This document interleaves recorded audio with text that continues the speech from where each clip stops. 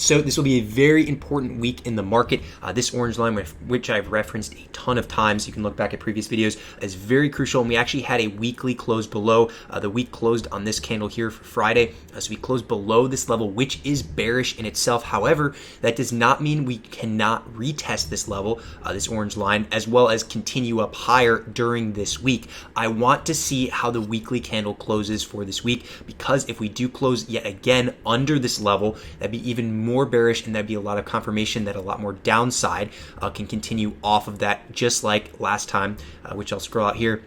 Last time we had a weekly close under, we gapped down big time and continued down much lower to the 360s, low 360s range. So I want to see what happens here. Will we close another week under this level, or will bulls be able to save it and close it over? That's going to be the very key thing, because this will be the difference between having a lot more downside and potentially just evening it out for right now. So SPX, this line right here that I'm hovering above, that goes all the way back to the pivot from the June low before this big rally, is the difference between going to 3,700 and maybe even lower, or bouncing up off of this for right now and then seeing where we can go off a bounce. So this line is very critical. I would definitely encourage you guys to put this on your chart, connect it to this pivot right here on July 14th, and also you'll see how it attaches to my box right here, which not only is because of this line but also my algo that I have. There's a lot of support around this level, and that's why I had the box on here, which promoted a big and very big bounce for the next 2 days after, or at least the end of the day, and then the following day in the morning.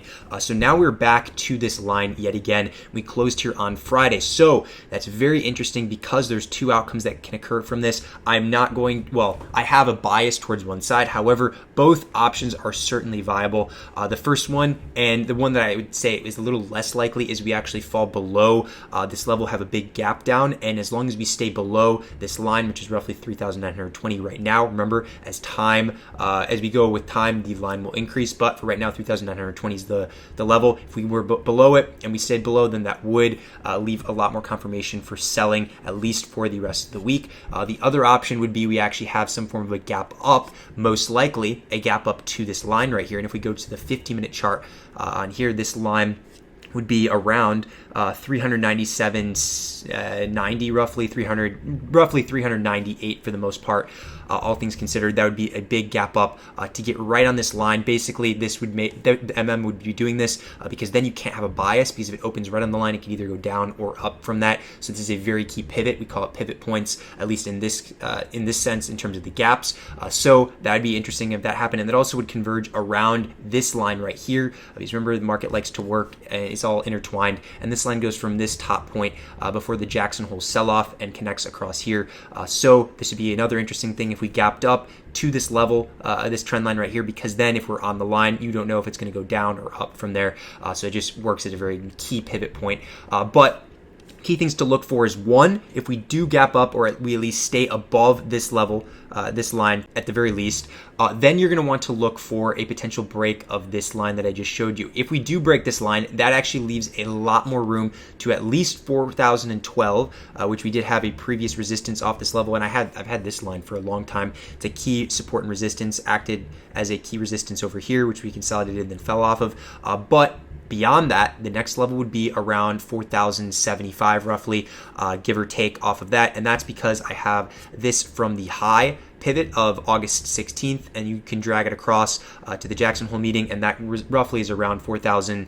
Well, it depends what time we would hit it, but roughly like 4,070 or so, 4,075. So this, if we broke this and this level right here, then that would be a lot more room to this upside level. Now, am I predicting that happens? No, not exactly. I have a bias towards the upside, or at least this playing out, but you have to always be prepared, because if we gap down, I would not be playing with the bias of having this go all the way up to like 4,070s or maybe even a little bit higher, just because you have to be very careful of the gap, especially after a weekend, and let alone a long weekend. You have to be very careful of the gap. So you have to make sure we maintain above this key line that I just showed you on the 15-minute. This one right here, this is everything right now. And even if we did gap down, if we got picked up and we went above 3,920 and continued going higher, that is very bullish, and that would be bear bait, which I've talked about a lot. This would be baiting a lot of bears if we were under here. So it's a lot of scenarios you have to play with. Again, I said my bias is to the upside, at least for the early week. I expect a lot more downside coming soon. And if you remember, I was loading my big short position all the way back around 4,245 up here on this day, August 11th, for SPX, and I've still held that in all of my long-term, or I've held all of it in my long-term account and quarterly accounts. So that's very key. I expect a lot more downside. However, it doesn't mean we just have to keep falling straight off of this. We can still have bounces along the way, and those are very tradable, at least for me and my strategies. That's kind of what I'm trying to share with you, because you guys like to see kind of more of the short-term analysis, more of that precision aspect, because that is ideal. Precision is ideal with options because you have a lot more variables that are coming into play. So you have to watch for these types of scenarios happening. Hopefully that will help you guys give more of a clearer path coming forward here. But yes, watch for those, and I will continue to update you on the Cheddar Flow account on Twitter as well. Now, a very, very important portion of this video, and that involves my turn date of September 9th. That is right here, and I'll go a little bit further to the hourly chart. So it'd be more simple to explain here. But basically, September 9th is my turn date. I'm not going to explain how I got that, just because there's a lot of work that goes into that. And if a lot of people know about how I was able to come up with this date, as well as all my other turn dates, then it will stop working. So I will not share that. But if you've been watching the videos for all of this year now, you will know to at least respect this date that I've shared with you here, because there's a very good potential of a reversal. So for an example, if we were to gap up or stay around this level and continue higher going into this date, plus or minus 1 day. Now, there is an error of potentially it happening on September 8th. It could happen on September 9th or the following week on Monday of September 12th. That's a 3-day, kind of like a 3-day error level. And you may say, oh, that's not very precise. Then 3 days in the grand scheme of the market is absolutely not anything crazy at all, especially if you can narrow it down to 3 days where there's a very, very high likelihood of there being a reversal off of the current trend. That is extremely insightful. And if you guys are traders and have been doing this for a while and are experienced, you will understand that and you will respect this date, like I said earlier. So first thing, if we were to continue going higher into September 8th, 9th, or maybe even the 12th at the latest, then there is a potential we will fall off of that, and this would be a pivot high before going much lower, and we would break down below this level and continue a lot lower into the under sub 3,800 at the very least, into the 3,700s in my opinion. That is a very bold statement from me, but I'm only saying that if we were to have this play out, as in we would continue up going higher Tuesday, Wednesday of this week, maybe even Thursday at the latest, no matter where that may be, could go to the 4,070s, like I shared with you, could go even over and have a fake out to the upside, like over 4,100. But regardless, if we were to run into this date, I will be adding to my short positions as a short swing. Second scenario, which is less likely, remember I shared with you, I believe the first scenario where we continue up higher into this date and then fall off is the more likely one. But as always, I need to be ready for multiple different scenarios, because market's all about probability, as I've been telling you guys for a long time now. If we were to continue lower going into this date, it would do the exact opposite, where this would be a low pivot and we would go higher off of that. Now, that would bring a lot of issues, because I don't expect this to actually happen where we would fall lower. If this were to happen, so be it. And this actually would be just a very large bear bait scenario where we would be under here and then reverse straight off of that, and probably would squeeze out a lot of shorts yet again. And we'd probably go all the way up to like 4,200 or so to hit this level again on here. But you need to be ready for both of those. I'm sharing with you, again, if you guys are experienced with trading or even a novice, you need to understand that this date is very key, and whatever happens going into it is critical, and you need to trade accordingly with that. So that's all I'm going to share with you in this video in terms of the date here. But going over to the flow, I want to talk about how much put flow we are getting.